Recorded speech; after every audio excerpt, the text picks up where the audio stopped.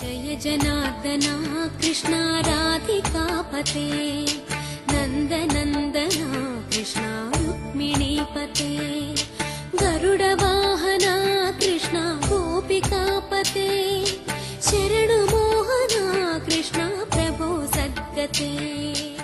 అసలు నేను బ్రహ్మని, ఆయన బ్రహ్మము, నన్ను కన్న తండ్రి, సమస్త లోకములను సృజించిన తండ్రి. ఆయన మాయమందు నా మాయ ఎందుకు పనికొస్తుంది? నేను అర్థం చేసుకోలేకపోయాను అనుకున్నాను.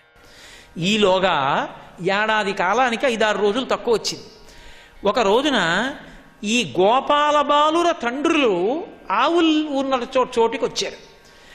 అన్నీ కృష్ణుడే కదూ. ఆవులు పరిగెత్తుకుంటూ దూడల దగ్గరికి వచ్చేస్తే గోపకులు ఆపలేకపోయారు, వెళ్ళి పాలిచ్చేసే. అకస్మాత్తుగా ప్రేమ పొంగిపోయి ఈ గోపకులు వెళ్ళి గోప బాలుర్ని కౌగిలించేసుకున్నారు. ఇదేమిటి ఈ తమాషా అని బలరాముడు చూశాడు. ఏదో తేడా ఉంది, తమ్ముడే మారిపోయాడు ఇన్ని వేషాల్లోకి. అందుకే ఒక్కసారి విశ్వజనీనమైంది ప్రేమ. ఇప్పుడు ఇది బలరాముడు కనిపెట్టాడు. కృష్ణ నువ్వేనా ఇన్ని రూపాల్లో ఉన్నావన్నాడు. నేనేరా అన్నయ్యా పైకనకు అన్నాడు. ఈలోగా బ్రహ్మగారు చూశారు. చూసి ఒక్కసారి 4 తలకాయలు విదిల్చాడు, కిరీటాలు ఊగిపోయేటట్టు. ఏమిట్రా ఈ అల్లరి, ఇక్కడ వాళ్ళు అక్కడ ఉన్నారు, అసలు ఏమిటి ఈ గొడవంతా అనుకుని చూశాడు. ఒక్కసారి గోపాల బాలురు, ఆవులు, దూడలు అన్నీ కూడా వనమాల విరాజితమై చతుర్భుజులై శంఖచక్ర గదాపద్మాలతో విష్ణు స్వరూపాలుగా కనబడ్డాయి. ఇదేమిటి అక్కడున్నాయనుకుంటే ఇంతమంది విష్ణు స్వరూపాలు కనపడుతున్నాయనుకున్నాడు. ఒక్కసారి అన్నీ అంతర్ధానమయ్యాయి.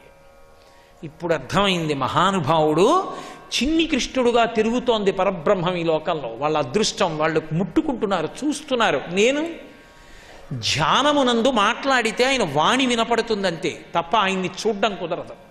అటువంటి పరబ్రహ్మంతో కలిసి ఆడుకుంటున్నారు.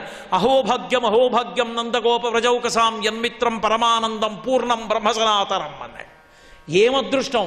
పూర్ణము సనాతనమైనటువంటి పరబ్రహ్మము రాశీభూతమైతే దాంతో ఈ పిల్లలు ఆడుకుంటున్నారు.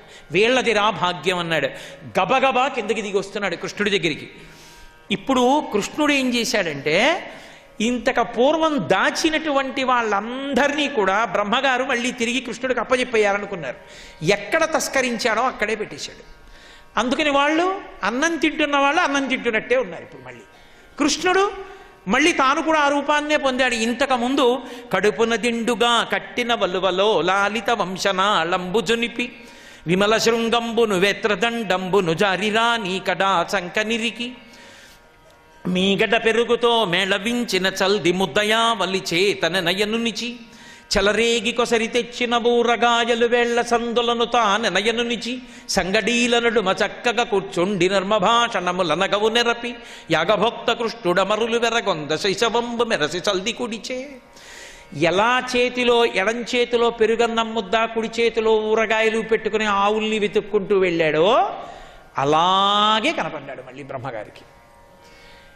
ఇప్పుడు అలాంటి రూపాన్ని చూసి కదా ఇది పరబ్రహ్మమా అన్నాడు. ఈయన కొండచిలవలోంచి పిల్లల్ని రక్షించిందన్నాడు. ఆయనే ఇలా కూడా ఉండగలడు. అంతటి యజ్ఞభోక్త ఇంతటి సులభుడయ్యాడని తెలుసుకున్నాడు. ఆ రూపం దగ్గరికే వచ్చాడు. ఎన్ని మాటలు కింద పడ్డాడో, ఎన్ని మాటలు లేచాడో ఆయనకే తెలియదు. అన్ని మాటలు కింద పడ్డాడు, పైకి లేచాడు, కింద పడ్డాడు, పైకి లేచాడు.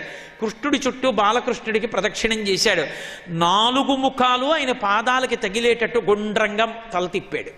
తల తిప్పి 8 కన్నులు విప్పి కృష్ణుడి వంక చూశాడు.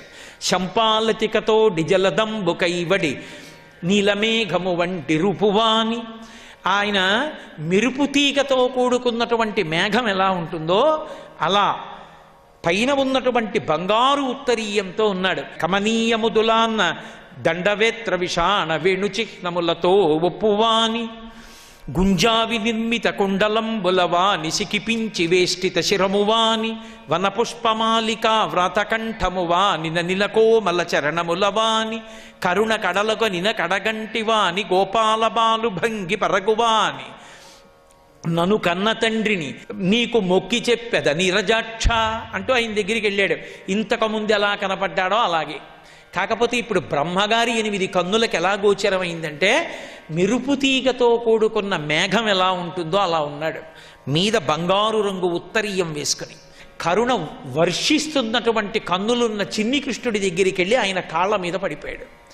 పడిపోయి, మహాత్మా, మీరు సత్వరజస్తమో గుణములను సృజించగలిగిన వాళ్ళు, ఈ సృష్టినంతటినీ చేసిన వారు, మీ నాభికమలంలోంచి పుట్టినవాణ్ణి 100 సంవత్సరముల పాటు తామర తూడులో తిరిగినా కూడా మీ యొక్క దర్శనాన్ని పొందలేకపోయిన వాణ్ణి, మీ కడుపున పుట్టినవాణ్ణి, పుట్టుకతో రజోగుణంతో పుట్టినవాణ్ణి, అహంకారంతో మీ యొక్క వైభవాన్ని తెలుసుకోలేకపోయాను, పరబ్రహ్మమే మీ రూపంలో ఈ లోకంలో నడయాడుతోందని తెలుసుకోలేకపోయినటువంటి మూర్ఖుణ్ణి, లోకంలో ఎవరు మీ పట్ల భక్తి పెంచుకుంటారో అటువంటి వారికి మాత్రం నువ్వు సులభ సాధ్యుడు అవుతావు. కాబట్టి ఎందుకు వచ్చిన దిక్కుమాలిన బ్రహ్మ పదవి? ఆ బ్రహ్మ పదవిలో నన్ను కూర్చోపెట్టావు కాబట్టి లేనిపోని అహంకారం వచ్చి నువ్వెంతటి వాడివన్నాను. ఎలా బ్రహ్మపదంబు వేదములకు వీక్షింపగారాని నిన్నీ లోకంబున ఈ వనాంతరమునంది మందలో కృష్ణయం చాలాపాది సమస్త భావములు నీయందే నిక్షేపించు ఈ వ్రేలందొక్కని పాదరేణువులపై వేష్టించిన చాలదే అన్నాడు. ఎందుకయా దిక్కుమాలిన బ్రహ్మ పదవి అహంకారానికి పనికొచ్చింది? మహాత్మా, చక్కగా నీతో పాటు తిరుగుతూ అసలు ఎన్నడూ కూడా పరబ్రహ్మాన్ని ఈ కన్నులతో చూడడానికి వీలు కానటువంటి వాడు ఈ గోపాల బాలులతో కలిసి తిరుగుతున్నాడు. ఎలా బ్రహ్మపదంబు వేదములకు వీక్షింపగారాని నిన్నీ లోకంబున ఈ వనాంతరమునంది మందలో కృష్ణయం చాలాపాది సమస్త భావములు నీయందే నిక్షేపించు. ఈ లోకంలో, ఈ అరణ్యంలో, ఈ ఆవుదూడల మధ్యలో నువ్వు ఉంటే నువ్వు కృష్ణుడవు, పరబ్రహ్మమని తెలియక కృష్ణుడు మా స్నేహితుడని కృష్ణ కృష్ణ కృష్ణ కృష్ణ కృష్ణ అని కష్టమైన సుఖమైన నిన్ను నమ్ముకుని నీకే చెప్పుకొని నీతో తిరుగుతున్నటువంటి ఈ గోపాల బాలురకు పట్టిన అదృష్టం నాకు పట్టలేదు. ఒక్క వరం చాలు, నాకు తీసేయి పదవి. నీతో కలిసి ఆడుకుంటున్న గోపాల బాలులలో ఒక్క బాలుడి యొక్క పాదముల కంటిన పరాగమును నా చేత్తో తీసుకుని నా 4 కిరీటముల మీద చల్లుకుంటాను, అనుగ్రహించు చాలు. వ్రేలందొక్కని పాదరేణువులపై వేష్టించిన చాలదే, ఆ పాదరేణువులు చల్లుకుంటే చాలదా? ఎందుకయా ఈ పదవి? అహంకారానికి పనికొచ్చింది. కృష్ణా, నన్ను క్షమించు, నీ పరబ్రహ్మతత్వాన్ని గుర్తించలేకపోయానని స్తోత్రం చేశాడు. దీన్ని కౌమార పౌగండలీల అన్నారు. పాపములోకి తెలియక వెళ్ళిపోయిన వాణ్ణి, ఆపదలోకి వెళ్ళిపోయిన వాణ్ణి కూడా వాడు ఉన్నాడని ఏమీ తెలియకపోయినా నమ్మి బతికిన వాణ్ణి వాడు రక్షిస్తాడు. ఇది కృష్ణుని యొక్క రక్షణ సామర్థ్యమునకు, ఆయన భక్త పరతంత్రతకు, పరాకాష్ఠకి సంబంధించినటువంటి లీల. సర్వం శ్రీ ఉమామహేశ్వర పరబ్రహ్మార్పణమస్తు. స్వస్తి.